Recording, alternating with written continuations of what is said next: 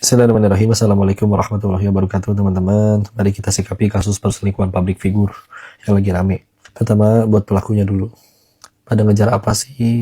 Kita tuh pada bakal mati, dan selamat atau enggaknya kita nanti tergantung kelakuan kita di dunia ini sekarang ngapain aja. Demi Allah nggak ada yang bahaya. CCTV kebongkar, kerjaan diputus, netizen mencaci, menghujat, menghina, enggak, itu nggak bahaya.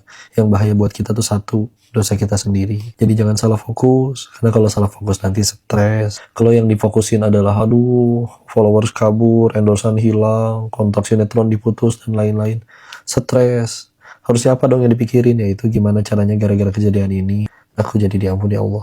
Anggaplah berhasil sewa pengacara mahal, terus netizen kembali cinta. Tapi kalau misalkan Allah masih benci gara-gara kita belum tobat-tobat, kabur kemana dari azab Allah?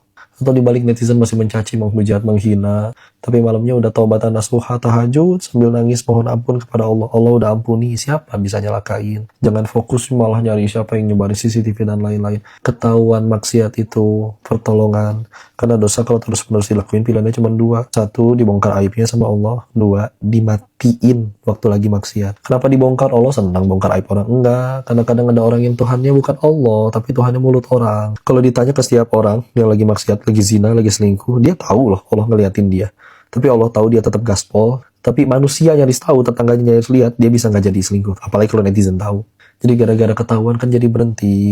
Netizen mencaci, menghujat, menghina, lumayan gugurin dosa. Maka udahlah, fokus. Diampuni nggak? Pasti. Allah tuh nggak benci pendosa. Allah benci dosanya. Kalau yang dibenci pendosanya mah habis kita. Allah berfirman Quran surat 35, surat Fatir ayat 45. Walau yakhidullahu nas bima kasabu ma taraka ala dhuhriha min dab. Kalau sekiranya manusia dihukum atas dosanya, tidak tersisa makhluk bergerak yang bernyawa di muka bumi ini. Berarti kan artinya apa? Semua punya dosa dan semuanya pantas mati atas dosanya. Berdasarkan ayat tadi, kalau Allah udah gak mau ngampunin kita, gampang. Allah matiin aja kita waktu lagi maksiat. Ini kita udah berapa kali maksiat gak mati nih. Berarti kan Allah lagi nungguin tobat kita. Yuk, tobat kepada Allah ya.